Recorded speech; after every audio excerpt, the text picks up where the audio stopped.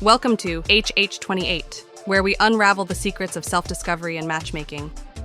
We are Hugh and Heather, two master holistic guides dedicated to helping you navigate the worlds of numerology, astrology, and personality in pursuit of meaningful connections. Hey there, and welcome back, everybody. We are diving into the fascinating world of Aquarius today. Always a fun one. And what seems like a full-blown dossier on this air sign. Yeah. Color me intrigued. It sounds like you are ready to unravel the layers of the Aquarian personality, either for yourself or someone who has caught your eye. It's a good one. Now, you know me. I'm always up for a good puzzle. Right. And Aquarius definitely falls into that category. For sure. Case in point. The symbol, the water bearer, for an air sign. Right. It's like calling a cat a dog person. It's just, it tickles the funny bone, doesn't it? This is definitely one of the zodiac's quirks. But like any good paradox, it makes more sense once you understand the why. This water bearer pours out. Think of it as a constant flow of ideas, innovation, a desire to make the world a better, more equitable place. This isn't about emotions pooling up like with some water signs. It's that air sign energy focused outward, shaking things up. Okay, that actually makes a lot of sense. I once knew a Scorpio who was all about grand gestures and wearing their heart on their sleeve, and I just assumed fire sign. Right. Turns out they were channeling their water sign intensity in a completely different way. Exactly. It highlights how the elements manifest in such individualized ways within each sign. And with Aquarius, that innovative, forward-thinking approach is deeply connected to their ruling planet, Uranus. Uranus, the planet of revolution, Yeah, right? yeah. The one that's all about breakthroughs and sudden shifts. Exactly. It's like Uranus infused Aquarius with this cosmic drive to challenge the status quo and pave their own path. In fact, the Aquarius perfectly captures this independent spirit with the line, they march to the beat of their own drum. And not just march, but lead the parade, am I right? They have this inherent unconventionality, a rhythm of self-expression that defies conformity. It's like they were born knowing the world needs their unique perspective. Precisely. This isn't about being different just to stand out. It's about authenticity being their default setting. And this independent streak plays a huge role in how they approach relationships, which brings us to the fascinating world of compatibility. All right, let's break out that compatibility chart, especially the love life and friendship sections. It seems like fellow air signs, Gemini and Libra, are a natural fit, birds of a feather and all over. But tell me more about why this works so well. Air signs, with their shared emphasis on intellect and communication, provide that stimulating mental playground Aquarians crave. They thrive on witty banter, thought-provoking discussions, and that certain level of emotional detachment that can sometimes leave other elements feeling adrift. But there are also surprising fire signs that really click with Aquarius, like the adventurous Sagittarius. Ah, the adventurer and the innovator, off on some grand quest together. That tracks. The chart also mentions Libra as a strong match. I'm sensing a theme of balance here. Does Libra's diplomatic nature help ground Aquarius's more unconventional impulses? It's more about their shared value of harmony and fairness, though expressed differently. Libra seeks balance through diplomacy and compromise, while Aquarius leans into social justice, challenging unfair systems. It's less about grounding and more about those end goals aligning beautifully. Okay, so lots of potential for sparks to fly in those pairings. But what about those relationships that might require a little more navigation? I can't help but notice the worst matches section beckoning us. Now remember, worst in this context isn't a death knell. It's more like flagging areas where extra understanding and flexibility will be key. Take Taurus, for example. It's that classic clash of stability versus change. Taurus craves routine and security, those grounded, earthy comforts, while Aquarius thrives on the unexpected, the unconventional.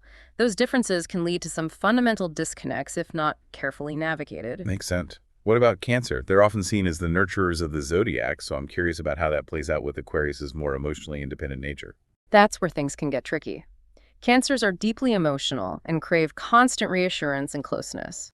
While Aquarians are capable of deep loyalty, they express love in less traditional ways. They might prioritize acts of service or spending quality time over constant cuddles or effusive declarations.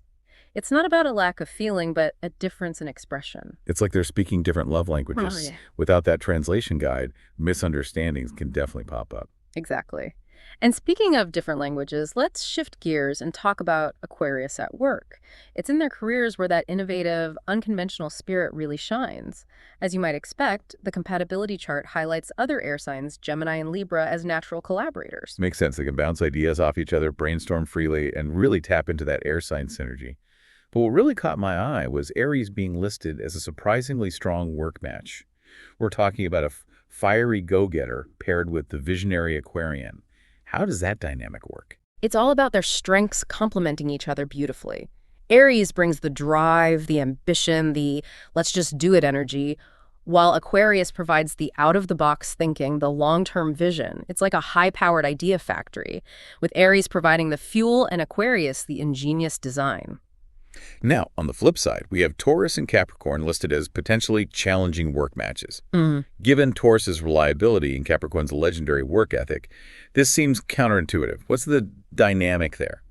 On the surface, yes. But remember, Aquarius operates on a different wavelength. They thrive on change, pushing boundaries, questioning the "we've always done it this way" mentality. This can clash with Taurus's love of tradition and Capricorn's emphasis on structure. Taurus might find Aquarius too unpredictable, while Capricorn might perceive them as lacking discipline. So it's a matter of different approaches, different priorities when it comes to work, Yeah. but it's not a lost cause, Yeah, right? exactly. With understanding and flexibility, these pairings can find a groove. But it requires a willingness to bridge those differences, to appreciate the unique strengths each sign brings to the table. Speaking of strengths, every sign has its superpowers, those qualities that make them both frustrating and endearing. Truly fascinating strengths for Aquarius. Their humanitarianism, their vision, even their sharp wit. It's a potent combination. It's like they have this innate radar for what's next, coupled with a genuine desire to use their insights to make a difference. And what's striking is how they embody those classic Aquarian strengths on a larger-than-life scale. Oprah, with her philanthropy and her ability to connect with people from all walks of life. Ellen, using humor to challenge social norms and promote acceptance. Lincoln, a leader who fought for equality and had a vision for a more united nation. These are individuals who didn't shy away from using their voices to inspire change. It's like they took that Aquarian urge to make a difference and amplified it on a global scale. But let's not sugarcoat things. No sign is without its challenges. The document doesn't shy away from those potential weaknesses either, which I appreciate. So let's dive into those. What are some of the hurdles Aquarians might face, particularly those that might resonate with our listener? One that often comes up is emotional detachment. Now remember, this isn't about a lack of feeling. It's more that Aquarians process emotions differently. They're less likely to wear their hearts on their sleeves, and sometimes their need for logic can overshadow their emotional responses. So someone dating an Aquarius might feel a bit confused or even hurt if their partner isn't showering them with constant affection. It's possible, especially if they're not aware of how Aquarius expresses love. Open communication is key in any relationship, but it's especially crucial when dealing with signs that have different emotional styles. Absolutely. What other potential challenges are highlighted? Another big one is stubbornness. Remember how we talked about Aquarius being ruled by Uranus, the planet of rebellion? Well, that independent streak can sometimes translate into an unwillingness to compromise, even when it's for the best. So good luck changing an Aquarius's mind once it's made up. Let's just say they enjoy a good debate and aren't afraid to stand their ground, even if it ruffles some feathers along the way. And finally, the Aquarian tendency towards idealism, which can be both a superpower and a stumbling block. In what way can idealism be a downside? Isn't it good to strive for a better world? Absolutely, and that's where their idealism shines.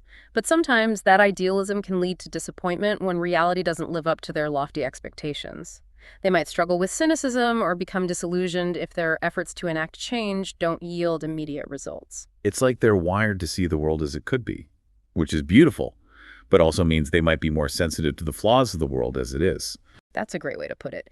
It's all about finding that balance, holding on to hope and striving for progress, while also accepting that change takes time and that the world is full of complexities. It seems like a delicate dance between keeping that Aquarian optimism alive while also developing a thick skin for the realities of the world. And that's where self-awareness and personal growth come in. By understanding their strengths and weaknesses, Aquarians can navigate these challenges more effectively and use their unique gifts to make a real difference in the world. Which, by the way, is something they deeply desire to do. Now, that's a perfect segue to dive even deeper into the inner world of Aquarius. What motivates them? What brings them joy? What makes them tick? It's like they have this built-in radar for what's next. It's not just about following every trend, though, right? It's deeper than that. Oh, for sure. It's more about using that unique perspective to dig into what it means to be human, you know? Yeah. Right, right. And often they're expressing this understanding through creative outlets, whether it's art or tech or just their way of seeing things. We've been saying it all along, natural innovators. Absolutely, and always looking for a better way to do things. And it goes beyond just a knack for it. It's like they're tuned into this different frequency. Remember how we were saying Uranus is all about those sudden breakthroughs, those aha moments? Right. Aquarians, it's woven right into who they are. Okay, so we've got these natural innovators, always seeking, always pushing for better. But what fuels that? What's the search all about? At the very core, it's a need to know, to understand the why of everything. I like that. That insatiable curiosity, like the world's a giant puzzle. They just got to find the missing pieces. It gives me flashbacks. My college roommate, Aquarius, late night debates, always pushing, challenging, never settling for the easy answer. Sounds about right. And it's not just hoarding knowledge either. They got to share it, use it to make things better. We talk about their humanitarian side. We did. This is where that 11th house energy kicks in. The 11th house. Yeah. Now, remind me again, what's the connection there? Okay, so 11th house, it's all about hopes, dreams, community, making a real impact, collaboration, innovation, but with a bigger purpose. And guess which sign rules this house? Aquarius. Yeah. Okay, yeah, that clicks now. It's not enough to just get it. They have to use it for good. Exactly. They see how everything's connected, It's like this responsibility to use what they've got for the greater good. That internal compass, always pointing towards progress, Right. even if it's a bumpy, unpredictable ride to get there. Which, speaking of unpredictable, we got to talk about that Aquarian quirkiness. Ah, yes. The unpredictability, it's definitely part of their charm. For sure. But it can be, let's just say, interesting for those around them. You can say that again. Just when you think you've got them figured out, bam, totally unexpected. Life of the party 1 minute, then poof, need their solar recharge time. All part of that air sign energy, constantly flowing, shifting. You can't quite pin them down. Ties right back into Uranus, right? Yes. Sudden shifts, unexpected turns, it's all connected. Exactly. Embracing change, zigging when others zag, it's in their cosmic DNA. But here's the thing. It's not about being difficult or messing with people. It's about being true to themselves. They don't shy away from breaking the mold, questioning everything, even if it ruffles some feathers. So how do you navigate that, any kind of relationship, with that level of unpredictability? Seems like trying to put an Aquarius in a box is a recipe for, well, disaster. Oh, 100%. Trying to control that free spirit. Frustration for everybody involved. The key is going in with an open mind. Be ready for anything. So buckle up and enjoy the ride. That's the spirit. With an Aquarius, it's not just a friend, a partner, a colleague. It's a front row seat to a mind that never stops. And that is something special. Now, before we get too far off track ourselves, let's talk about the Aquarian shadow side a bit. We've covered the strengths, but what about the potential downsides? What might be helpful for our listener to be aware of? Right, of course. Like any sign, they've got their shadows, things that can be tough for them and those around them. And a big one that comes up a lot is emotional detachment. Right, we touched on that earlier, how they may not express emotions in the typical way, but how does this really show up in their lives? And what can people do about it? So remember, they lead with their heads, not their hearts. Logic, intellect, first and foremost. Sometimes that makes it tough to connect with their own emotions, let alone share them with others. So they might seem aloof, distant, even cold. Yeah, but it's not that they don't feel deeply, it's more about how they process things. It's like their own language of feelings, and not everyone's fluent. Exactly. And this can be tricky in relationships, where that emotional closeness is so important. Especially romantic ones. Right. Partners might feel neglected, misunderstood, even unloved, not because the feelings aren't there, but because they're not being shown in the expected way. That makes a lot of sense. Yeah. So how do you bridge that gap? How do you navigate the emotional waters with an Aquarius? Communication is key, really. And I don't mean just, surface level chatting. With Aquarians, it's about making that space, for real talk, where both people can be honest about what they need, what they expect. No pressure, just openness. So don't expect them to suddenly become like the king or queen of PDA. Right, exactly. It's more about understanding their way of showing they care and finding that middle ground. Exactly. Meeting in the middle, understanding and being open to different ways of showing love. That's good advice for any relationship, really. No. Now, were there other, shadow sides that came up in what you brought? Anything else that stood out about this sign? Yeah, we talked about their idealism. Like any strength, it can be a downfall, too, if they're not careful.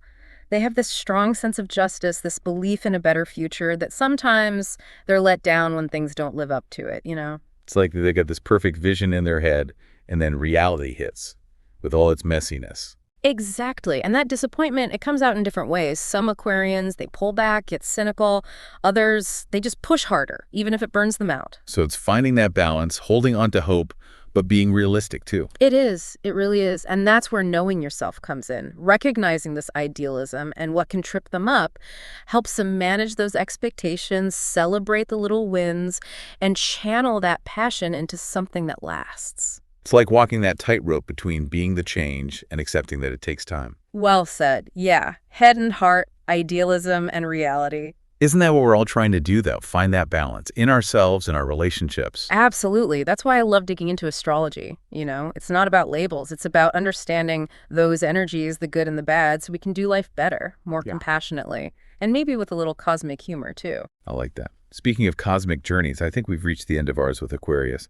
Before we go, any final bits of wisdom for our listeners, whether they're embracing their inner water bearer or just trying to figure out the ones in their life? Don't be afraid to expect the unexpected. Challenge what you think you know, and never, ever underestimate a unique point of view.